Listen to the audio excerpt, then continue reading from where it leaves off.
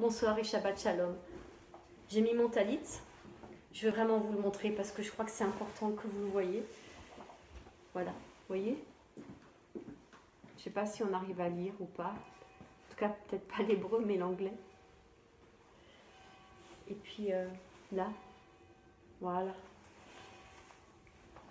Et voilà. Seigneur, couvre-nous de ta présence, de ta grâce, pour entrer dans ce Shabbat.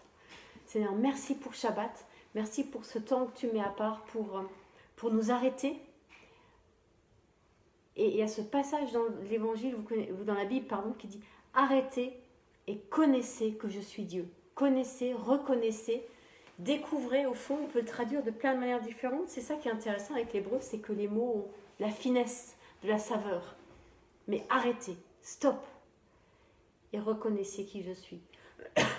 Seigneur, on veut s'arrêter et entendre que tu nous dis stop pour se mettre à ton écoute, au pied de la croix, et pour reconnaître qui tu es. Amen. Amen. Et voyez-vous, la première chose qu'il nous commande, c'est d'allumer les bougies pour sortir du monde, pour sortir de l'agitation, pour sortir et pour rentrer dans sa présence. Alors, on va chanter.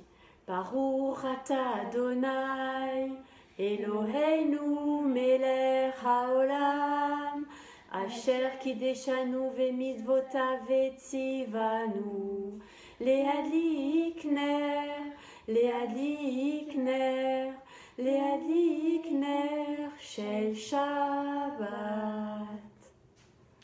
Seigneur, dans ce temps où tu nous demandes de sortir, sortir de quoi? De nos prisons, mais aussi de nos maladies, de nos infirmités. C'est intéressant comme message, dire aujourd'hui, pour ce Shabbat, Dieu te dit, sors de ta maladie pour entrer dans ma présence. Est-ce que ça veut dire que tu vas être guéri? Pas forcément. Est-ce que ça veut dire que tu vas être délivré? Pas forcément. Mais tu vas entrer dans la présence de Dieu et là, tu vas recevoir quelque chose, une parole. Soit être équipé pour eh bien, porter ta maladie autrement, porter ta souffrance autrement, porter, je ne sais pas moi, ce qui est brisé dans ta vie autrement. Ça ne veut pas dire que Dieu va le réparer. Vous voyez, je pense particulièrement à une chose très précise. J'ai beaucoup prié quand mon mari est parti pour qu'il revienne. Vous voyez, pour que Dieu se glorifie et qu'il revienne. Et ce n'est pas arrivé. Est-ce que ça veut dire que Dieu m'aime pas ou que Dieu ne me bénit pas? Non, ça veut juste dire que Dieu avait un autre chemin. Mais d'entrer dans son Shabbat, ça m'a permis de découvrir qu'il était là et qu'il m'accompagnait et qu'il me montre un autre chemin de vie. Vous voyez, Dieu n'a pas répondu à ma prière, mais il est venu au cœur de ma vie m'emmener ailleurs. Je ne sais pas si c'est clair ce que je dis, mais je voulais, dans ce temps de Shabbat, vous encourager et vous dire, entre dans la présence du Seigneur et accepte qu'il ne va pas faire qu'il va peut-être pas faire comme tu veux, toi, mais qu'il va faire comme lui, il veut. Et que c'est là où réside la bénédiction. C'est là où réside la bénédiction.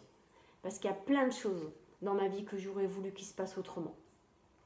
Et en même temps, quand je regarde avec le recul, si elle s'était passée comme j'avais voulu, eh bien je ne serais pas ici. Je ne serais juste pas ici. Et c'est peut-être ça qui est important.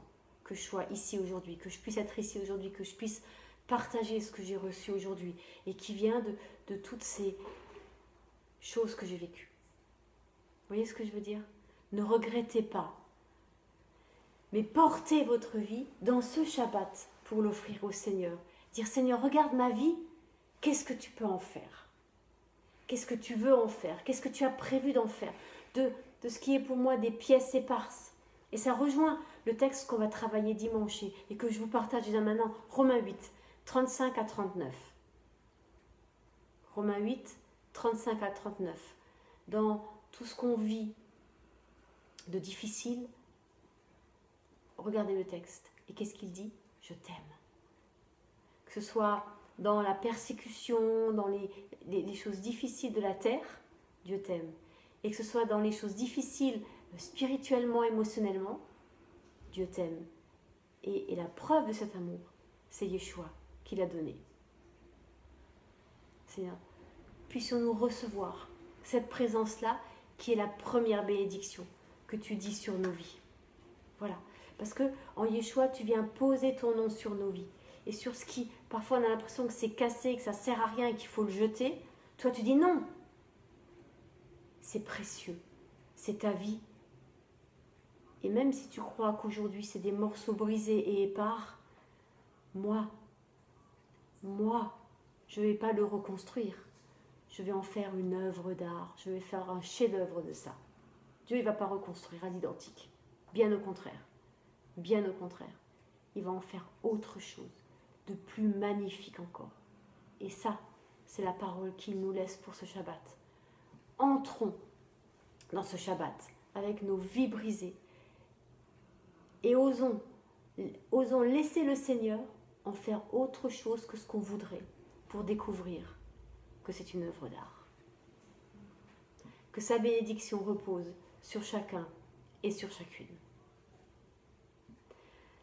Pour ce faire,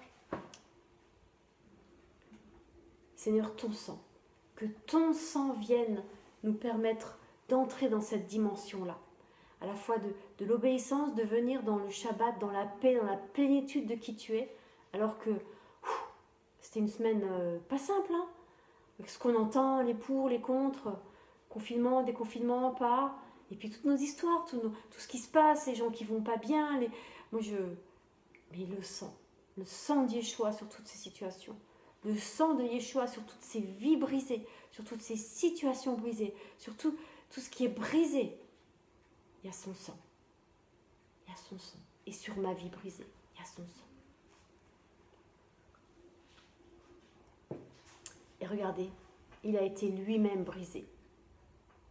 Dans ce pain, Yeshua s'est laissé briser. Seigneur, brise-moi. C'est une prière folle. Tu l'as déjà fait et pourtant il y a des pièces qui sont encore trop grosses, qu'il faut briser en plus petits morceaux pour qu'elles puissent entrer dans l'œuvre d'art que tu fais. Apprends-moi à obéir à ta parole, à suivre ta volonté, à rester tranquille à tes pieds, à laisser venir ta présence, ta plénitude, ta paix. Amen.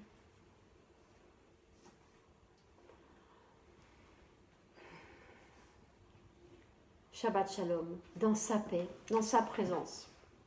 Il est là. Et n'oubliez jamais, où que vous soyez et quoi que vous traversiez, il vous aime. Il vous aime. À demain.